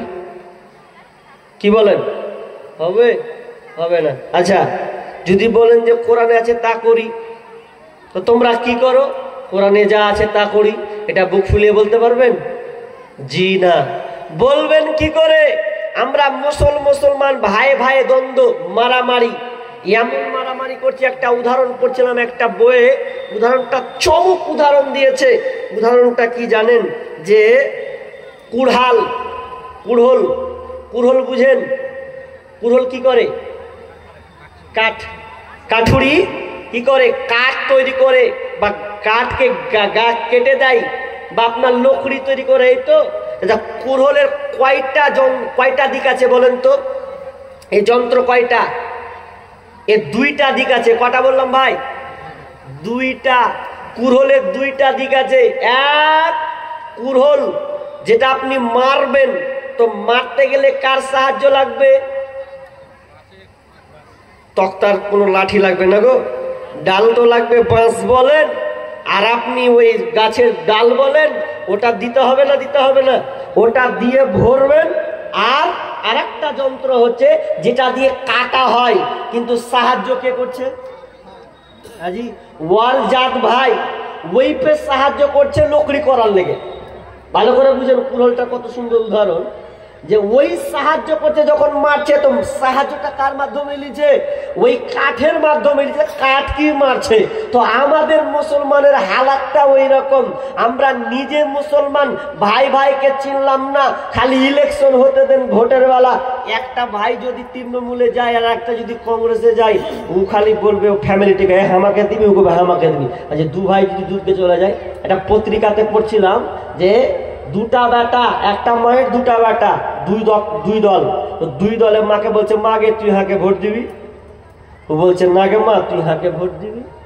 মা ভেজালে পড়ে গেছে, কোন বেটাকে ভোট দিব তাহলে এবার আমি? কঠিন জ্বালা। এ করতে করতে তো বলছে, শালা তোর মুখ ভেঙে দেবো, আমার মা আমাকে দেবে। বলছে তোরও মুখ ভেঙে দেবো, আমাকে হার মা দিবে। ই করতে করতে করতে করতে লাগলো দু ভাইয়ের মারপিট। আর মারপিট করতে করতে করতে করতে করতে করতে করতে করতে করতে করতে করতে এক পর্যায়ে দেখলাম মায়ের মাথায় একবারই পড়লো। আর মায়ের যখন পড়লো, মা সঙ্গে সঙ্গে মারা গেল। দেখেন তো, এই ভোটের কারণে মা পৃথিবী ছেড়ে চলে গেল। আমার আল্লাহ বলছেন, আই যতক্ষণ পর্যন্ত তোরা নিজের অবস্থানকে পরিবর্তন না করবি, আমি আল্লাহ তোদেরকে শান্তি তোরা পাবি না, পাবি না, পাবি না। আমার আল্লাহ বলছেন, ইন্নাল্লাহা লা ইউগাইয়িরু মা বিকওমিন হাত্তা ইউগাইয়িরু মা বিআনফুসিহিম। আমার আল্লাহ বলছেন, যতক্ষণ না তোমরা নিজের অবস্থানকে পরিবর্তন না করবে, ততক্ষণ পর্যন্ত আমি আল্লাহ তোমাদের অবস্থান পরিবর্তন করব না। যতক্ষণ না তোমরা নিজের ভুলটাকে যতক্ষণ পর্যন্ত ধরতে না পারবে, আমি আল্লাহ তোমাদেরকে সংশোধনের দিকে নিয়ে যাব না। নিজের ভুলটাকে আগে ধরে নাও, নিজেকে পরিবর্তন হও। আমার আল্লাহ বলছেন, তাহলে আল্লাহ বলছেন, আমিও তোমাদের অবস্থানকে পরিবর্তন করে দেব, আগের অবস্থায় আমি তোমাদেরকে ফিরিয়ে দেব। আমি শেষের দিকে চলে আছি, আদায় করতে হবে বলে। কি কথা শুনেন, আমরা এত কিছু হচ্ছে, আমি আর বিষয়টাকে লম্বা করছি না, আদায়ের জন্য শর্ট করার চেষ্টা করছি। কি কথা, যে আমরা পরিবর্তন হচ্ছি না, পরিবর্তন নাই, কিন্তু সাহাবীদের কেমন আমল, যেমনই কোনো আদেশ আসতো সঙ্গে সঙ্গে তারা মেনে নিতেন, আমরা মানতে পারছি না, অসহায়, কি দুরবস্থা আমাদের। আমরা আজকে এখন আমরা নিজের চিনতে পারলাম না আমরা কি হালাত, কি ছিলাম আর কি হলাম। আজকে মুসলমান সব দেশেই নির্যাতিত, নিষ্পৃত হচ্ছে। এটা আমাদের কারণে। পরিবর্তন হন, একটু বুঝতে শিখুন। সাহাবীরা যেমন করে বুঝেছে সেইভাবে আমাদেরকে বুঝতে হবে। একটি কথা বলি, আপনাদেরকে বলি, ভালো করে কান লাগান, ভালো করে শুনেন। একটা প্রশ্ন করবো, প্রশ্নের উত্তরটা দেন। আচ্ছা বলেন, আপনাদের মসজিদে জুমার নামাজ পড়েন তো? আজই জুমার নামাজ পড়েন? ওটা তো সবাই হাত তুলে। কারা কারা জুমার নামাজ পড়েছেন হাত তুলেন তো। হাজি ভাই, বাকিগুলা জুমার নামাজ পড়েন না আপনারা? সুবহানাল্লাহ। কটা লোক মানুষ জুমার নামাজ পড়েন? আচ্ছা, যারা হাত তুললেন না, যারা হাত তুলেননি, ও বলছে যে হাত তুলবো, কি বলবে আল্লাহ জানে। আচ্ছা বলেন, বছরে জুমার খুতবা কটা হয়? কে বলতে পারবে? ওর কাছে 500 টাকা লিবো। রাইট রাইট বলতে হবে কিন্তু। আচ্ছা, কোন ভেজালে ফেললাজি ধরে না? বলেন, জুমার নামাজ বছরে কয়টা? কে বলতে পারবে? বলেন না, সামনে শ্রোতাদের বলতে দেন। বলেন কয়টা? 52টা। আচ্ছা, 52টা খুতবা হয়। একবার বলেন তো, যে আমি এই হারাম সম্পর্কে, যেমন ধরলেন মদ হারাম, বিড়ি সিগারেট খেতে নিষেধ করেছেন আলেম ওলামা, খেয়েন না। আচ্ছা, এরকম কথা বলেছেন, সুদ খেয়েন না, ঘুষ খেয়েন না, এরকম লোক শুনেননি? এরকম হাত তুলেন।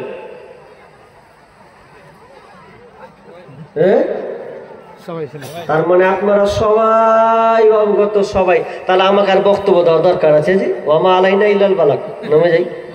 তার মানে আপনারা সব পাকা, সব কিছু জানেন। এবার ছোট্ট করে শোনেন, খাইবারে যুদ্ধ যখন হয়েছে, খাইবারে যুদ্ধ বিজয় লাভ করেছে, ওই খাইবারে যুদ্ধে যখন যুদ্ধ সমাপ্ত হলো, সম্পূর্ণ মোকাম্মাল হয়ে গেছে, এবার দেখেন সেই সময় কয়েকটা জিনিস হারাম করা হয়েছিল। দুইটা দিক তুলে ধরে। এক নাম্বার, দুইজন সাহাবী, মুসলিম শরীফের হাদিস আছে, দুইজন সাহাবী বলছে, ওরে যুদ্ধ সমাপ্ত হয়ে গেছে, চল কোথায় যেতে হবে? তো আমরা যাব এই জায়গাতে। কোথা? তো চল আমরা বিয়ে করি গা। বিয়ে করব। কি বিবাহ? তো বিবাহটা হচ্ছে সামূহিক বিবাহ, সামূহিক মোতা বিবাহ। মোতা বিবাহ মানে কদিনের জন্য বিবাহ?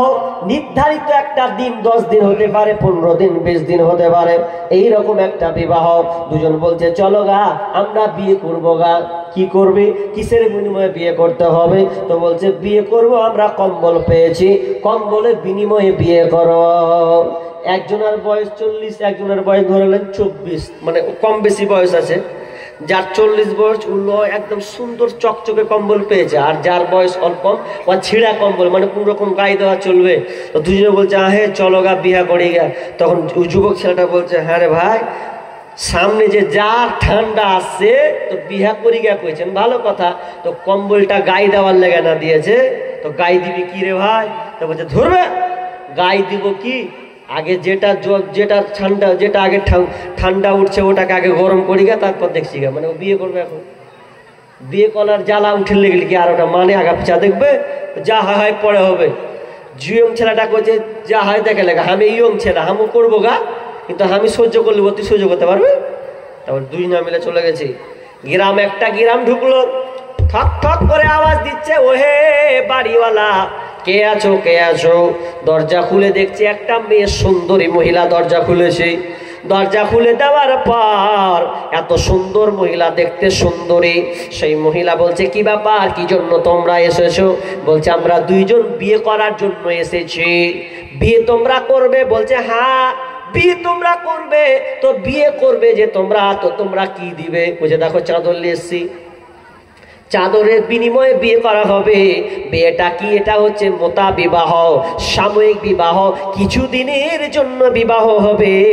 তখন মেয়েটা একবার ওর দিকে তাকাচ্ছে, একবার এর দিকে তাকাচ্ছে, দুজনে আবার দু ভাই আপনার তাকাচ্ছে। হ্যাঁ হ্যাঁ, মেয়েটা একবার এর দিকে তাকাচ্ছে, ওই দিকে তাকাচ্ছে, মনে হয় হাকে পছন্দ করবে কিনা।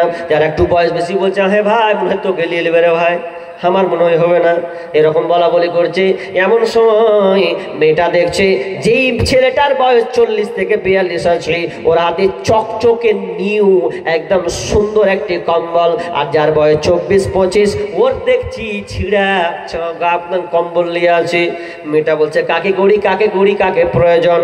দেখেন যার সুন্দর যৌবন সে একবার ওর দিকে তাকায়, ওর দিকে তাকায়। তখন মেয়েটা বলছে আমি সিদ্ধান্ত নিলাম। মেয়েটা তখন সিদ্ধান্ত নিলেন ওই 40 বছরের ছেলেকে না ধরে 25 বছরের ছেলেটাকে ধরলেন।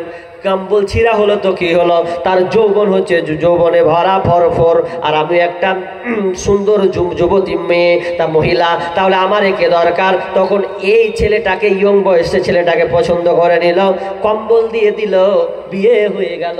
ইমামও লাগে না, কোনো কিছু লাগে না, কম্বল দাও বিয়ে করে নাও। এটা ছিল এক সময় খাইবারের যুদ্ধের সময়, এটা ছিল হালাল হালাল হালাল হালাল। কয়দিনের জন্য বিবাহ? তো 15 দিনের জন্য বিবাহ। কয়দিনের জন্য বললাম ভাই? 15 দিনের জন্য বিবাহ। তা কত মজার জিনিস। এখন যদি ওটা হতো কি হতো জি ভাই?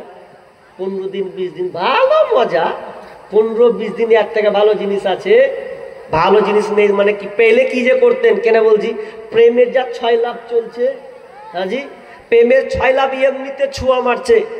বিহাদারি মেয়েরাও বলছে, হ্যাঁ কি বিহাদারি মেয়ে পর্যন্ত বলছে যে প্রেমিকের কোনো ছেলের সঙ্গে যদি সম্পর্ক লাগছে, তো ছেলেটা যদি কয়েছে হাজি হ্যাঁ তোকে একটা কথা বলি, বলো তুই হাকে ভালোবাসিস? বলছে হ্যাঁ জান দিয়ে ভালোবাসি।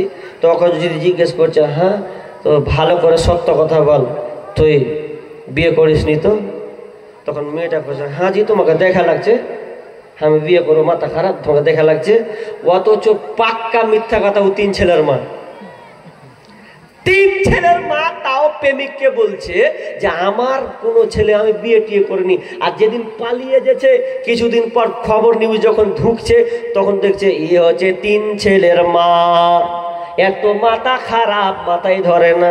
তুই আমাকে এমন করে ধরলি, ছেলে ছাড়লি স্বামী ছাড়লে, তার মানে কত নোংরা। আজকে মুসলমান কি অবস্থায় চলে গেছে। মুসলমানের মেয়ে বলে লজ্জা নাই যে আমি মুসলমান, এগুলো আমার দ্বারা করা চলবে না। এরপরও 3 ছেলের মা স্বামী ছেড়ে সন্তান ছেড়ে প্রেমিকের হাত ধরে পালায়। তখন আমি লিখে দিলাম ও তোমার কাছে ফোন করিলে পাই গো শুধু ওয়েটিং, ও গিন্নি কার সাথে করো তুমি মিটিং, ও গিন্নি কার সাথে করো তুমি মিটিং, তোমায় আমি ফোন করিলে পাই গো শুধু ওয়েটিং, ও গিন্নি কার সাথে করো তুমি মিটিং, ও গিন্নি কার সাথে করো তুমি মিটিং। তার কাছে বলা হলে বলে আপা ফোন করেছি, তার কাছে জিজ্ঞেস করলে তার বান্ধবী তার ফোন করেছে। একবার কয় বাবার কথা, একবার কয় মায়ের কথা, একবার কয় ভাইয়ের কথা, একবার কয় বোনের কথা। এইভাবে কতদিন করবা চিটিং, মিটিং, ও গিন্নি কার সাথে করো তুমি মিটিং, ও গিন্নি কার সাথে করো তুমি মিটিং। ওরে নামাজ রোজার ধার ধারে না, মোবাইলে ব্যস্ত, স্বামী তাহার ফোন করিলে কথা কই না সে তো। ওরে নামাজ রোজার ধার ধারে না, মোবাইলে ব্যস্ত, স্বামী তাহার ফোন করিলে কথা কই না সে তো। স্বামী কই প্রাণের বিবি কত ভালোবাসি আমি, স্বামী কই প্রাণের বিবি কত ভালোবাসি আমি, তোমায় আমি ফোন করিলে থাকো শুধু ওয়েটিং, ও গিন্নি কার সাথে করো তুমি মিটিং, ও গিন্নি কার সাথে করো তুমি মিটিং। আজকে মুসলমানের মেয়েরা বিয়ে হোক আর না হোক প্রেমিকের সঙ্গে আজকে জেনায় লিপ্ত হয়। যত আপনাকে আমি দুঃখের কথা কি বলবো, এটাই কথা বলার আগে একটু আমি আপনাকে বলে দিই, কান লাগান। আজকের মেয়েরা কলেজ স্কুলে যায়, কলেজ স্কুলে গিয়ে দেখবেন প্রেমিকের সঙ্গে একটা না হাত লাগাই আছে। আমি বীরভূম ডিস্ট্রিক্টে কোন এক জায়গায় রসিকতা করে বলেছিলাম, আচ্ছা বলো তো আপনাদের এই ডিস্ট্রিক্টে কে মেয়ে পাবো কিনা, একটা ভালো বউ পাবো কিনা, ভালো মেয়ে পাবো কিনা, বিবাহ দিব এই জন্য। তো একজন রসিকতা বলছে সব বুকিং হয়ে গেছে। আজ বুকিং হয়ে গেল, এই কথাটা কেন বলছে ও? বুকিং এর অর্থ জমা করছে যে বুকিং হলো যত স্কুল আর কলেজ আছে সব একটা করে সেটিং হয়ে গেছে, একটাও ফাঁকা নেই। কথাটা তো খারাপ নয়, একদিকে ঠিকই বলেছে। আজকালকার যত স্কুল কলেজে আল্লাহ আল্লাহ, একবার তওবা করেন, একবার একটু সাহস যোগান। দেখেন আপনার ছেলের হাতে অ্যান্ড্রয়েড মোবাইল আছে, আপনার মেয়েকে আপনি অ্যান্ড্রয়েড মোবাইল ধরিয়ে দিয়েছেন। আর একজন লেখক রাইটার, জানি না কোথাকার আমেরিকান হবেন, তিনি একটা পোস্ট করেছিলেন, পোস্টার মধ্যে লেখা ছিল কোনো মেয়েকে যদি কোনো বাপ মোবাইল দেয়, কোনো মেয়েকে যদি কোনো বাপ কোনো গার্জেন মোবাইল দেয়, তার মানে জানতে হবে ওই মেয়ের কাছে পরপুরুষের আশ্রয় যায়। কথাটা বুঝেননি আপনি? আপনার মেয়ে যদি মোবাইল চালায়, এভাবে মোবাইল চালাতে, ফেসবুক চালাবে, চালাতে চালাতে কত রকম যা আসবে, কত রকমের যুবক যা আসবে তার সামনে ভাসবে, আর সে এগুলো দেখে নিজেকে উপভোগ করবে। ওই কথাটাই তিনি বলতে চাচ্ছেন যে মেয়েকে দেওয়া মানে পরপুরুষের আশ্রয় দেওয়া। ওই লোক ওই পুরুষকে আসতে হবে না, ওর ঘরে আশ্রয় নিয়ে নেয়। আফসোস, বড় আফসোস লাগে। আপনার মেয়েকে আপনি মোবাইল থেকে ঠেকান, প্রয়োজন থাকলে নেন, কিন্তু আপনার মেয়েকে এমন ভাবে মোবাইল দিয়েছেন 24 ঘন্টা খালি মোবাইল নিয়েই থাকে। কি করিস রে? বলছে বান্ধবীর সঙ্গে চ্যাটিং করি। বান্ধবী তো চ্যাটিং নাই কখন, বান্ধবী নাই কখনো বন্ধু ঢুকে আছে, বান্ধবী নয় বন্ধু ঢুকে আছে, খুব পরেশানি। এই জন্য তো আজকালকার মেয়েরা দেখেন কত নোংরা পর্যায়ে চলে গেছে। ওকে ছাড়া বিয়ে করব না, বিষ খেয়ে নেবো, মরে যাবো, জান দিয়ে দেবো, এত কিছু হচ্ছে। কত মেয়ে জানেন বিয়ের আগে প্রেগনেন্ট পর্যন্ত হয়, আছে না? আপনি কত নেবেন? সোশ্যাল মিডিয়াতে দেখেন, আপনি বছরে পাবেনই পাবেন। আপনি আপনার জেলায় না পাবেন আমার মুর্শিদাবাদ ডিস্ট্রিক্ট, না পাবেন মালদা ডিস্ট্রিক্ট, পাবেনই পাবেন। আচার আপনাকে গতবার তো কত প্রমাণ দিয়েছি এ ব্যাপারে। আহা মা বোন সতর্ক হন, প্রেমিকের পাল্লায় খবরদার আপনি পড়বেন না, খবরদার না। এগুলো হারাম, এগুলো হারাম হারাম হারাম। এগুলো থেকে বোন ফিরে আসো। যেদিন তোমাকে কোনো ছেলে যখন তোমাকে ব্যবহার করে নিবে, যেদিন তোমাকে ব্যবহার করবে, সেদিন তুমি বুঝতে পারবে এটা কত জ্বালা। যেদিন তোমাকে ধোঁকা দিবে সেদিন বুঝতে পারবে। অনেক মা বোন ধোঁকা খেয়ে, ছাকা খেয়ে, বাচ্চা পর্যন্ত যদি পেটে বাচ্চা আসে, তাহলে ওই বাচ্চাটাকে সে মারতে বাধ্য হয় কিংবা জঙ্গলে ফেলতে বাধ্য হয়। কি অপরাধ ছিল মাগো ফেলে গেলি নর্দমায়, অবুঝ বলে কুকুর এখন কামড়ে কামড়ে খায়, মাগো কামড়ে কামড়ে খায়। কি অপরাধ ছিল মাগো ফেলে গেলি নর্দমায়, অবুঝ বলে কুকুর এখন কামড়ে কামড়ে খায়, মাগো কামড়ে কামড়ে খায়। নিজের সুখটাই ভাবলি রে মা, আমার কথা ভাবলি না। নিজের সুখটাই ভাবলি রে মা, আমার কথা ভাবলি না। জন্ম কেন দিলি রে তুই, আগে কেন বুঝলি না মা, আগে কেন বুঝলি না।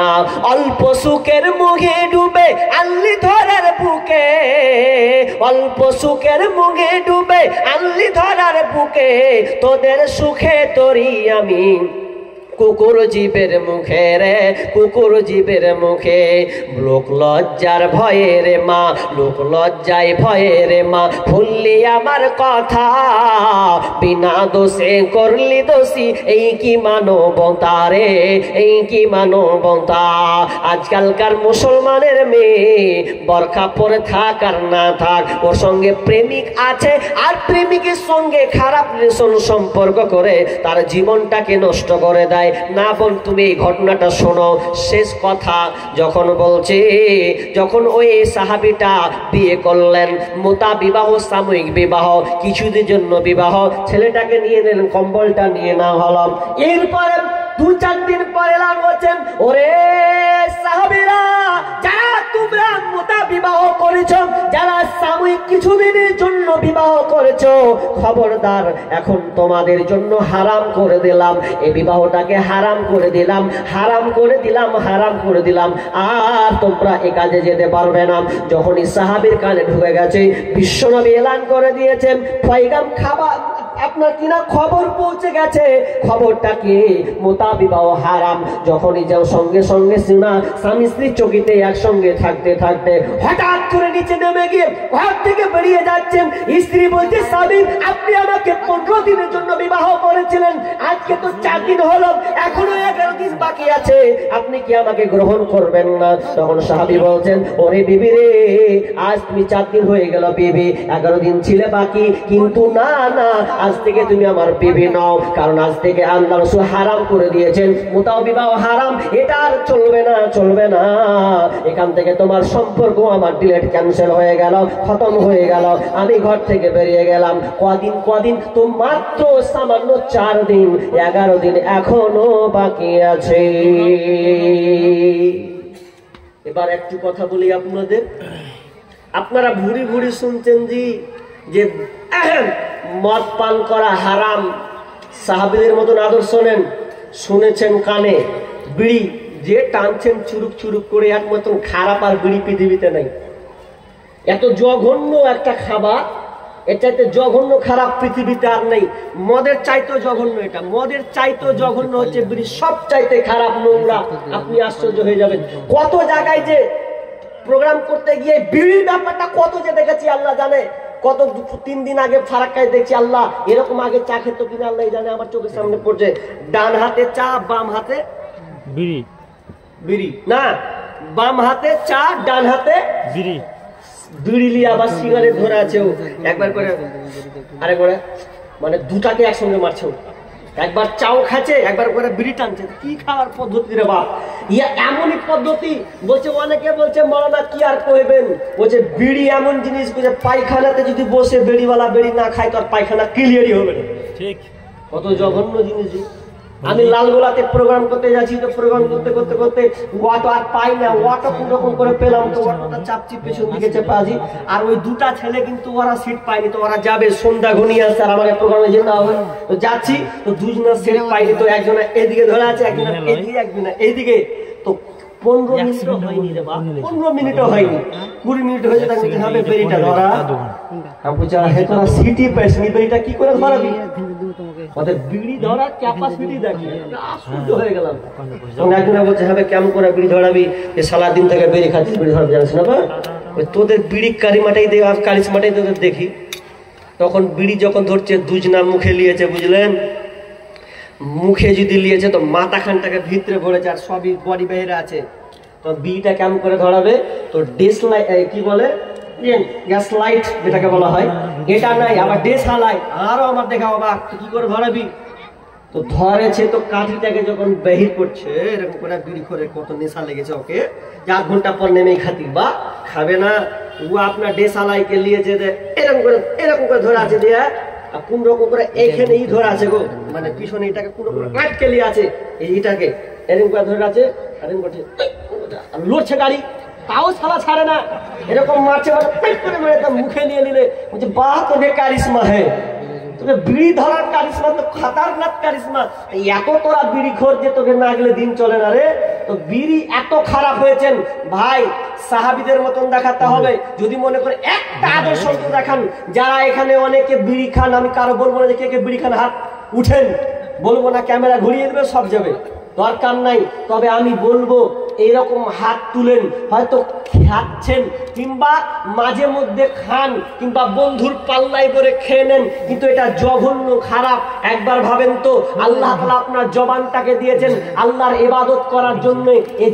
এই জবান দিয়ে আপনি আল্লাহকে ডাকেন। দেখেন মসজিদে কত মুসল্লি খৈনি নিয়ে ঢুকে, আফসোস লাগে, একটু লজ্জা করার দরকার। ওই খৈনি মুখে বসছেন আর ওই মুখে আপনি আল্লাহকে ডাকছেন, আল্লাহ সূরা ফাতিহা পড়ছেন, আপনাকে লজ্জা হয় না?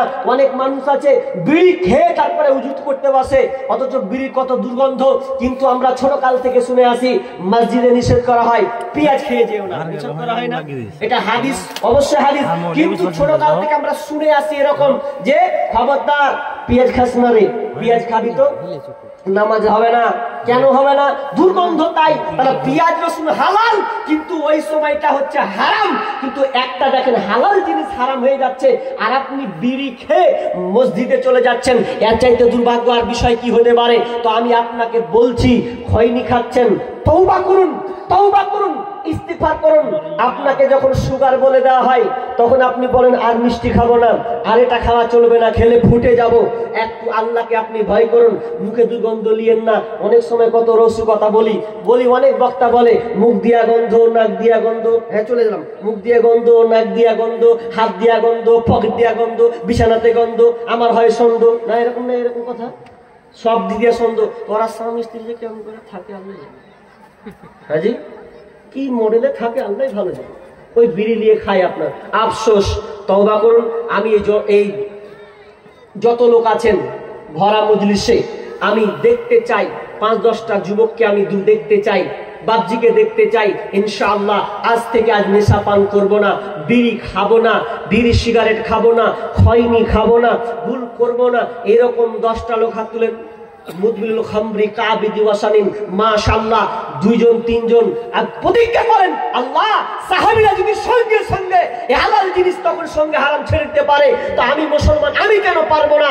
হাত তুলেন। ইনশাআল্লাহ আমি দেখতে চাই যে আমি তার জন্য দোয়া করবো ইনশাআল্লাহ। যে এই আপনাদের এই মাটিতে হাত তুলেছেন কয়েকজন, আল্লাহ ভাই এই কয়টা, আর কেউ হাত তুলবেন না আল্লাহর রাস্তায়? মাশাআল্লাহ, আল্লাহ তুমি এদেরকে যারা হাত তুলেছে, আল্লাহ তুমি এদেরকে ক্ষমা করে দাও। মাবুদ তুমি বড় রহমান, তুমি বড় মেহেরবান। আল্লাহ যারা হাত উত্তোলন করেছেন হাতকে কবুল করে নাও, আল্লাহ তুমি তাদের সঠিক পথে পরিচালিত করে দাও, আমিন। এবার চলেন আমি শেষের দিকে একটা কথা বলি। এটা হচ্ছে মসজিদে জালসা, 15 থেকে 20 মিনিট আমি আপনাদের কালেকশন করব। কালেকশন চলাকালীন কে কে পালাবেন হাত তুলেন। হ্যাঁ, তার মানে কেউ পালাবেন না, তাই তো? ইনশাআল্লাহ, জোরে বলেন ইনশাআল্লাহ। আর পালাবেন কেন? বাঘা বক্তা তো আছে 15 মিনিট পরে, জায়গা পাবেন না। তাহলে এই 15 মিনিট আমি আপনাদের কাছে চেয়ে নিচ্ছি। আমার নাম নবাব, ভিক্ষা করার স্বভাব, কিছু নেই অভাব। এবার আমি আপনাদের কাছে কিছু কালেকশন করব। তো কালেকশনটা মসজিদের প্রথম চান্স। যদিও আপনাদের প্রভাব ভালো আছে মাশাআল্লাহ, আপনাদের এলাকায় মাস্টার আছে, ডাক্তার আছে, হতে পারে ইঞ্জিনিয়ারও আছে, মিস্ত্রি আছে, তারপরে লেবার নিয়ে যান, এরকম অনেক লোক আছেন, ব্যবসায়িক আছেন। এরকম বলেন 20,000 টাকা দিনেওয়ালা একটা লোক, 20,000 প্রথম দিয়ে শুরু করি। মা বোন আপনার রেডি হন, এটা একটা জিহাদের পর্যায়, দান একটা জিহাদের পর্যায়। এটা আমরা বুঝতে শিখিনি বলে আমরা উঠে উঠে পালাই। সাহাবীরা বুঝেছেন তাই উঠে পালাননি। মনে করবেন তার মানে কি সবাই দিয়েছে?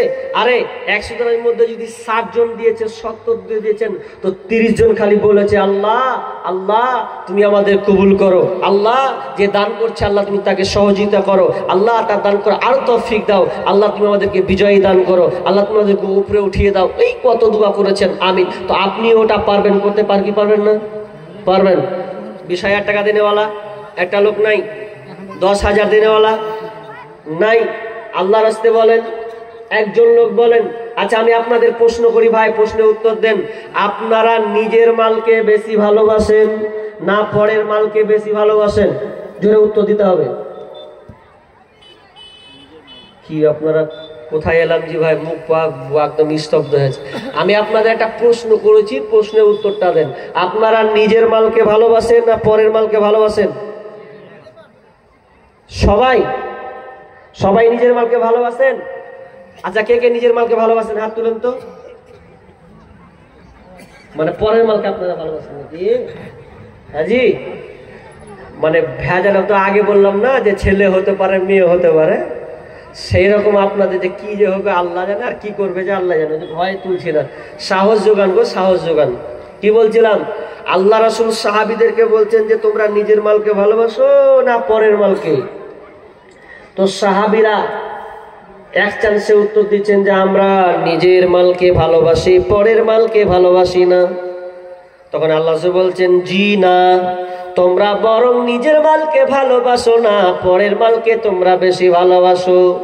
তখন বলছেন নিজের মাল কি কি এটাই তো জানো না। আল্লাহ বলছেন নিজের মাল তিনটা। কয়টা এবার বলেন, জোরে বলেন কয়টা, জোরে বলেন কয়টা? তিনটি। তিনটি হচ্ছে নিজের মাল। কি কি গুনেলেন? যতই আপনার গাড়ি আপনার টাকা পয়সা ব্যালেন্স, যতই আপনার বিজনেস থাক না কেন, মাল আপনার তিনটি এর চাইতে বেশি নয়। তবে দুইটা জিনিস নষ্ট হয়ে যাবে দুনিয়াতে, একটা মাল একটা সম্পদ খালি আপনার টিকে থাকবে। এক নাম্বার, আপনি যেটা খাবেন ওটা হবে আপনার মাল, ওটা কেউ কাটতে পারবে না। যখনই আপনি খেয়ে নিলেন তখন হচ্ছে আপনার মাল। তার মানে ওটাকে আমরা খানা বলি, মুর্শিদাবাদ বলি খানাটা খেয়ে রে ভাই, মা বলে বেটা খানা খেয়ে লাও, আমরা বলি খানা, খানা হয়ে গেল, ওটা আপনার মাল। কিন্তু 6 ঘন্টা পার হবে খানা দিয়ে, তার বিপরীত কি হবে জি? খানা থেকে হবে পায়খানা, তাই তো? আচ্ছা টিকলো খাবারটা জি, টিকলো না তো, নষ্ট হয়ে গেল, আপনার কিন্তু নষ্ট হলো। নাম্বার 2 নম্বর যেটা আপনি পরনে পরে আছেন এটা পোশাক, এটাকে বলা হয় নতুন পোশাক। যখন আস্তে আস্তে ভ্যানিশ হয়ে যাবে, ছিঁড়ে হয়ে যাবে, এর নাম হবে পুরাতন। নতুন থেকে হবে পুরাতন। তাহলে এটা দুটা মাল, এটাও টিকলো না। 3 নম্বর মাল কোনটা? 3 নম্বর মাল বিষ্ণুনবী বলছেন ওরে পৃথিবীর মানুষ, 3 নম্বর মাল তুমি জেনে নাও, যেটা তুমি আল্লাহ রাস্তায় জমা করবে ওটা হচ্ছে তোমার মাল। আব্বা মারা গেছে, কতটি আছে ভাই? 1 2 3 4 5 ঠিকাদার মানুষ মোসাফা করে দিয়ে আরেকবার করি। তো আপনি ঠিকাদার মানুষ, ঠিকাদার মানে লেভারকে নিয়ে যাবে হাজি। তো আপনি 5,000 টাকা দিয়েছেন মসজিদের গ্রাম, এখানে বাড়ি তো, এখানে বাড়ি মানে ভলেন্টিয়ার আছে মাশাআল্লাহ। যাক, তা আপনি 5,000 টাকা দিয়েছেন। আমি একটা চেয়েছি 20,000, একটা চেয়েছি 10,000। তো আপনি অন্তত শুরুয়াতটা, সবাই নীরব আছে, আপনাকে দিয়ে স্টার্ট হবে, আমি এটা আশাবাদী। তো আপনাকে আমি বেশি চাইবো না, 20,000 চাইবো নাকি? তো 20,000 না চাইলেও আপনার কাছে আমি আর একটা হাত নিব, 10,000 টাকা। আপনি ঠিকাদার মানুষ, আমি দোয়া করবো আপনার জন্য, আল্লাহ তাআলা আপনার এই ব্যবসা, আপনার এই কাজকে আল্লাহ সফল করবেন, আমি দোয়া করবো ইনশাআল্লাহ। তো শুরুয়াত আপনাকে দিয়ে, আপনি 1 নম্বরে থাকবেন। তো আপনি বলেন যে আর 5,000 টাকা পরে দিয়ে দেবেন ইনশাআল্লাহ। মাশাআল্লাহ, কি নাম আপনার? মুক্তারুল। মাশাআল্লাহ, শর্টকাট মুক্তারুল তিনি ভাই 5,000 টাকা, এবং তিনি 5,000 টাকা দিবেন। একবার বলে লিল্লাহি তাকবীর। মাশাআল্লাহ ভাই, তিনি 10,000 টাকা একটু লিখে দিন, 10,000 টাকা ভাই। আর একটা জোড়া আল্লাহর রাস্তে, এই ব্যক্তিটা জোড়া। আপনার মনে আছে তো মাল কয়টি? 3টি। 2টি শেষ দুনিয়াতে, একটা থাকবে। এখন বলবেন কোনটা? আপনি বলছেন যেটা 4তলা বাড়ি করেছেন ওটা? জি না, ওটা যতক্ষণ বেঁচে আছেন ততক্ষণ মরতে দেন। যখনই আপনি মরবেন, মরতে যতক্ষণ দেরি ততক্ষণ। ওই জন্য আমার কথা কবিতার ছন্দ মিনিলেন, আপনার দুনিয়াতে যত ধন সম্পদ আছে, যেদিন আপনি মরে যাবেন সেদিন খাবে লোকে, আর যেদিন আপনাকে কবরে রাখা হবে সেদিন খাবে আপনার লাশটা পোকাতে। আপনার লাশ খাবে পোকাতে, আর আপনার দুনিয়ার যত ধন সম্পদ খাবে লোকে। ওটা ভাগ বিলি বন্টন হয়ে যাবে। 3টি মাল, একটা মাল টিকবে। এবার আপনাকে আমি একটা উদাহরণ দিই। আপনার নাকি শিক্ষিত মানুষ, উদাহরণটা নেন। এখানে 2টা ট্রেন 2 দিকে আছে, একদিকে কালিয়াগঞ্জ, একদিকে যাবে আপনার কিনা বুনিয়াদপুর কিনা বা আপনার বালুরঘাট। 2 দিকে আছে তো, 2 দিকে আছে। এখন আপনি চাপবেন আপনার বুনিয়াদপুর, যাবেন কোথায় শামসে, যাবেন কোথায় ডালখোলা। যেদিক দিয়ে আপনি কেটে যান না কেন, যখন আপনি চাপবেন একটা টিকিটের দাম ধরে 50 টাকা হতে পারে। আর যদি এক্সপ্রেস হয় তো একটু দামটা বেশি লাগবে। 50 টাকায় আমি ধরলাম, 50 টাকা আপনি টিকিট কাটলেন, কাটার পর একটা সিট পেলেন। কিন্তু দেখা গেল ওই ট্রেনটা ঘুরে ঘুরে ওদিক দিয়ে শিলিগুড়ি মারবে, শিলিগুড়ি পর্যন্ত যাবে। আচ্ছা বলেন তো, আপনি যাবেন ডালখোলা, বলেন তো যেখানে আপনি বুনিয়াদপুর থেকে উঠলেন, ওঠার পর বলেন ডালখোলায় যখন আপনি নামছেন, তখন যে সিটটা আপনি ছেড়ে যাচ্ছেন, ওই সিটটাতে অন্য কেউ বসবে কি বসবে না? উত্তরটা দিচ্ছেন, দেন। বসবে। আপনার অপেক্ষা করবেন, আপনি শেষ। ঠিক তেমনি ভাবে আপনাকে আল্লাহ একটা সময় সীমা বেঁধে দিয়েছেন। ওরে সাত্তার, ওরে আব্দুল রাজ্জাব্বার, ওরে আব্দুর রহমান, ওরে সারিকুল, ওরে তারিকুল, শোনো, এটা তুমি যতক্ষণ টাকা পয়সা সাদ্দাম তুমি নিয়েছো, কোটি কোটি টাকা ইনকাম করেছো, যতক্ষণ তুমি বেঁচে আছো ততক্ষণ তোমার। যেদিন তুমি মরে যাবে সেদিন আর বলবে না, তোমাকে পর্যন্ত মনে রাখবে না। এটা হবে ওয়ারিসের মাল, তোমাদের ছেলেদের নামে চলে যাবে, ভাগ বিলি বন্টন করে নেবে। এই জন্য দেখবে অনেক সময় বাপ মরার আগে টিপ পর্যন্ত নিয়ে নেয় বেটারা, টিপ পর্যন্ত নিয়ে নেয়। আর একটা গভীর তত্ত্ব কথা শুনেলেন, আমরা মনে করি সাদকায়ে জারিয়া, সাদকায়ে জারিয়া হলে কি হবে, গুনাহটাও সাদকায়ে জারিয়া। আপনার ছেলে যদি বেঈমান হয়, লম্পট হয়, মাতব্বরি হয়, যদি হারাম রিলেশন যদি থাকে, আপনার টাকা যদি দুনিয়াতে ছেড়ে চলে যান আল্লাহকে বাদ দিয়ে, তাহলে ওই টাকাটা যখন ছেলে আপনার হারামের লিপ্ত হবে, তখন সমস্ত সাদকায়ে জারিয়া, ওটা নেকির জারিয়া হবে না, গুনার জারিয়া হবে। আপনি কবরে শুয়ে শুয়ে শুয়ে শুয়ে ওই জাহান্নামের তালিকা, ওই পাপের শাস্তি আপনাকে পেতে হবে। কারণ ওই টাকাটা আপনি ভালো সন্তানকে দেননি, বেঈমান কুলাঙ্গার বানিয়ে গেছেন, বেঈমান প্রতারক বানিয়ে গেছেন। ও টাকা দিয়ে জিন্দেগি উড়ায়, ও যখন টাকা দিয়ে আয়স আরাম করবে, সমস্ত শাস্তি আপনার কবরে এসে লাগবে। বলিয়েন না যে আমি ছেলে মেয়েদের ছেড়ে গেলাম। ছেলে মেয়েকে সৎ ছেলে বানাতে হবে, তাহলে আপনার ওই টাকাটা কাজে লাগবে। একজন মহিলা 1000 টাকা, আর তোমার 1000 টাকা না? হ্যাঁ, 1000 টাকা দিয়েছেন, আর এদিকে 1000 টাকা। আল্লাহুম্মা সাল্লি আলাইহা, আল্লাহুম্মা বারিক আলাইহা। রব্বুল আলামিন, আল্লাহ তুমি দানকে কবুল করে নাও, যে উদ্দেশ্যে দিয়েছে আশা পূর্ণ করে দাও, বালা মুসিবত দূর করে দাও, রোজগারে বরকত দাও, ধান খেতে বরকত দাও, ব্যবসা বাণিজ্যে উন্নত দাও। আমিন সুম্মা আমিন। আচ্ছা, তোমার সোহেল? আচ্ছা, বাবার নাম সোহেল। আচ্ছা, ঠিক আছে। তোমার আব্বার নাম সোহেল, 1000 পাঠিয়েছে তো? বাস। আল্লাহুম্মা সাল্লি আলাই, আল্লাহুম্মা বারিক আলাই। আল্লাহ তুমি সেই মেয়ের হাতে আল্লাহ তার পিতা 1000 টাকা পাঠিয়েছেন, আল্লাহ তুমি দানকে কবুল করে নাও, যে উদ্দেশ্যে দিয়েছে আশা পূর্ণ করে দাও। আমিন সুম্মা আমিন। আচ্ছা ভাই, 10,000 টাকায় একটা পেয়েছি, আর একটা কলম পাবো না? আচ্ছা, একটা চ্যালেঞ্জ করে যাচ্ছি এখানে, ভালো করে শুনেন তো। আর কমিউনিটি আছি, ভালো করে শুনেন কি বলছি। অনেকে আপনারা টাকা সম্পদ নিয়ে মেতে আছেন, উঠ মেতে থাকেন। চ্যালেঞ্জ করলাম, বাপকে ভাগ করে বিলি বন্টন করে আপনি মনে করছেন আমি মরে যাব, আমার সন্তান দান করবে, এই আশায় অনেকে থাকে। কিন্তু এই আশা আপনি ভুলে যান। কেন ভুলে যাবেন বলে দিচ্ছি। কতটি আছে জি ভাই?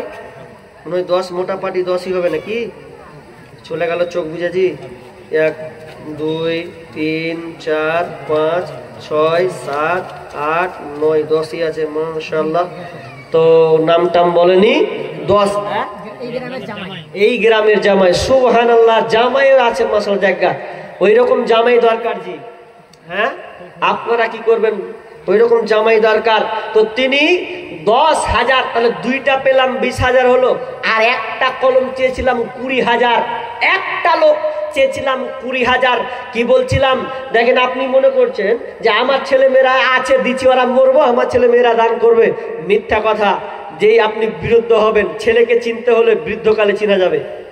বয়স হবে সেদিন বুঝবেন আপনার ছেলে কেমন। কথাটা বুঝছেন আপনার? না বুঝেন না? যখন বয়স হবেন তখন বুঝতে পারবেন ছেলে কেমন। ছেলেকে আপনারা অনেক কিছু বানাই, দিনের পথে নিয়ে আসতে পারি না, আফসোস। আপনি সেদিন আফসোস করবেন। সন্তান, আপনি মনে করছেন আপনার সন্তান আমার মরে গেলে দান করবে, জি না। আর জীবিত কালে আপনাকে দান করে না। এখানে অনেক বাপ আছে নাই? ছেলে বাপ সবাই আছেন, আছেন। বলেন তো কোনো বাপজি, বলেন তো যে আপনার ছেলে আজকে এই জালসাতে অন্তত না হলে 500 টাকা আমার জন্য দিবে, এরকম আপনার বিশ্বাস আছে? নাই, খুব কম। অনেক জায়গায় আমি তালাশ করেছি, খুব পেলে খুব কম পেয়েছি। আপনার ধন সম্পদ নিয়ে আপনার ছেলেরা বড় হয়, সেই ছেলেরা আপনাকে বলে ভুলে যাচ্ছে। দুনিয়াতে বাপকে তো ভাগ করছে, জি ভাগ করে না। মৌলবীর পালি সিস্টেম করে। মৌলবীর পালি সিস্টেম কেমন? বলছে তোর বাচ্চা একদিন, তোর বাচ্চা একদিন, তোর বাচ্চা একদিন। এই একদিন যদি না হচ্ছে, কোন রকম ঢিলা হয়েছে, ঠিক মতন খাওয়াতে পারিস না বে, গালটাল দিয়ে বাপকে মৌলবী পালি সিস্টেম করছে গো। আহা, তো দুনিয়াতে যদি মৌলবী পালি সিস্টেম করে, তো আপনি মরে গেলে আর আপনার পাত্তাই দিবে না। এটাই হচ্ছে প্রমাণ, আজকে হবে। আপনি দেখান যে 20টা লোক ছেলে বলুক যে আমার আব্বা এখানে বেঁচে আছে, আমি আব্বার জন্য, বয়স হয়ে গেছে, আমি আব্বার জন্য 1000 টাকা করে দিলাম। এরকম 10 জন যুবক দাঁড়াও। দাঁড়াতে গেলে পায়ে তো কাঁপবে, চুলকাবে। তো হ্যাঁ, করা পারবে যারা প্রকৃত আল্লাহকে ভালোবাসে, বাপকে শ্রদ্ধা করে, বাপকে সম্মান করে, মাকে ভালোবাসে, সেই যুবক দাঁড়াবে। আমিও ইনশাআল্লাহ আমার আব্বার জন্য, বাপ নাই মারা গিয়েছে, মা নাই মারা গিয়েছে, সে আব্বা মায়ের জন্য যুবক দাঁড়াও যে আপনি দিবেন। বাপজি, আপনাকেও বলি, নিজের হাতে দান করে যান। যতক্ষণ ড্রাইভার ততক্ষণ আপনি ঘুরাতে পারবেন। ড্রাইভারি বন্ধ হয়ে গেলে খালাসি হয়ে যাবো, সেদিকে যাবো, করতে পারবেন না। অনেক বৃদ্ধ লোককে দেখেছি, বয়স লোককে দেখেছি, শেষ বয়সে বলে এটা দেবো, ওটা দেবো, কিন্তু পারে না। কেনা? ছেলেরা সব নিয়ে নাই। ইচ্ছা হয় যে কিছু দিয়ে, একটা ফ্যান দিকে, একটা সিমেন্ট দি বস্তা দিব, কি আর একটা সব দিব, দেওয়ার মতন তখন থাকে না। বেটার কাছে চাইতে গেলে একদম ধাক্কা দিয়ে উড়িয়ে দেয়, কথা দিয়ে উড়িয়ে দেয়। কি শুনছো মৌলবীর কথা? কিন্তু আফসোস, থাকতে গুরু পাই না হাল, তার দুঃখ সর্বনাশ। এই মাল ধন ছিল তোমারও দাদার, সে মরে গিয়ে হয়েছে তোমার বাবার। বাপের মালেতে তুমি ওয়ারিশ হইলে, কাল ছেলে ওয়ারিশ হবে, তুমি মরে গেলে। ধন ধন করিও না ধন অপরজন, মরিলে তোমার সাথে যাবে না কধন। ধন ধন অপরজন না রহে কাহার, অপরে তোমার মালে উড়াবে বাহার। একা অন্ধকারে ছিলে মায়েরই কুদরে, একা ফিরে যেতে হবে ঘোর অন্ধকারে। আর একজন ভাই দিয়েছেন 1000 টাকা। ভাই আর একজন দিয়েছেন 1000 টাকা। ভাই আপনারা যতটি লোক আছেন, যদি 100 500 করে দিতে পারেন তো অনেক টাকা উঠে যাবে। যত লোক আছেন উঠেন আল্লাহর রাস্তে। দেখেন না, দেখেন পকেটে হাত দেন। জীবনে অনেক টাকা ধন সম্পদ। একজন বাংলাদেশের ডাক্তার, আমি দুই জায়গায় বলেছি কথাটা, বাংলাদেশের একজন ডাক্তার, দামি করা দাম, একদম ইমানদারওয়ালা আল্লাহওয়ালা ডাক্তার। সেই ডাক্তারকে সাংবাদিকরা প্রশ্ন করছে যে হ্যাঁ গো, আপনি এত টাকা দিনে লাখ লাখ টাকা ইনকাম করেন, তো 1.5 লাখ আপনি দামির মতন চলবেন, 4 চাক্কা থাকবে, সুন্দর হয়ে একদম করবেন। তো ওই ডাক্তারটা বলছে যে, সাংবাদিককে বলছে শোনো, এগুলো আমার মাল নয়। কথাটা ভালো কি উত্তর দিচ্ছে? এগুলো আমার মাল নয়। তো কিসের মাল? যেগুলো সব আল্লাহর মাল। তাহলে আপনি 4 চাক্কা নিচ্ছেন না, আল্লাহর মাল বলছেন? যে এগুলো আমার মাল নয়, আল্লাহর মাল। আল্লাহ আমাকে ব্যবহার করতে দিয়েছে, আমার যতটুকু প্রয়োজন আমি ততটুকু ব্যবহার করি। বাকি যত টাকা পয়সা আছে আমি আল্লাহ রাস্তায় দান করে দে। ছেলে মেয়ে সন্তান নাদি যতটুকু দরকার ততটুকু গ্রহণ করে, বাকি আমি আল্লাহ রাস্তায় জমা করে দে। বেনামিতে কত? 2000 টাকা। আল্লাহুম্মা সাল্লি আলাইহি, আল্লাহুম্মা বারিক আলাইহি, হায়াকালা বারাকাল্লাহ, আমিন সুম্মা আমিন। তো বলছে আর একটা উদাহরণ জানেন? বলছে দেখো আমার এই ফার্মেসি দেখতে পাচ্ছ, দিনে দিনে লাখ টাকা ইনকাম। এই ফার্মেসিতে দেখতে পাচ্ছ, তো ফার্মেসিতে 2টা কর্মচারী রাখা আছে। এই কর্মচারী 2টা, উদাহরণ যে কত সুন্দর, এই কর্মচারী 2টা লাখ লাখ টাকা হাত দিয়ে টাকা গনে, কিন্তু বাড়ি নিয়ে যায় না, ক্ষমতা নেই, শুধু টাকাটা নেই কাস্টমারকে দেয়ার, বাক্সতে ভরে, বাক্সতে ভরে। কিন্তু সেই রকমই ও যেমন নিয়ে যেতে পারে না বাড়ি, শুধু লাড়ে আর ছুঁয়ে দেয়। তো ঠিক তেমনি ভাবে আল্লাহ আমাকে টাকা লাড়তে দিয়েছেন, তার মানে না আমি জেদগে সেদগে উড়িয়ে বেড়াবো এমনটা নয়। আল্লাহ আমাকে দিয়েছেন, আল্লাহ পরীক্ষা করছেন টাকা ধন সম্পদ দিয়ে। তোকে আমি টাকা সম্পদ দিলাম, তোর যেটুকু প্রয়োজন ততটুকু তুই ব্যবহার করবে। তো লোকটা বলছে, ডাক্তার বলছে আমার যতটুকু প্রয়োজন ততটুকু ব্যবহার করে, বাকি এগুলা আমার সম্পদ নয়, বাকি সম্পদ হচ্ছে আল্লাহ। কখন বুঝবো আমরা, বুঝতেছি কিনা ভাই। আর একজন ভাই 400 টাকা দিয়েছেন, আল্লাহুম্মা সাল্লি আলাইহি আল্লাহুম্মা বারিক আলাইহি আমিন সুম্মা আমিন। জি ও আচ্ছা আচ্ছা, 10,000 টাকা দিয়েছেন, আব্বা খুব অসুস্থ আছে। আল্লাহ হ্যাঁ ও যেটা দিলেন, আচ্ছা আল্লাহ দ্বিতীয়টা আচ্ছা দ্বিতীয় ব্যক্তি রব্বুল আলামিন মাবুদ রে, কানে শুনলাম তিনি আব্বার জন্য অসুস্থ আছেন, 10,000 টাকা আব্বার জন্য দিয়েছেন।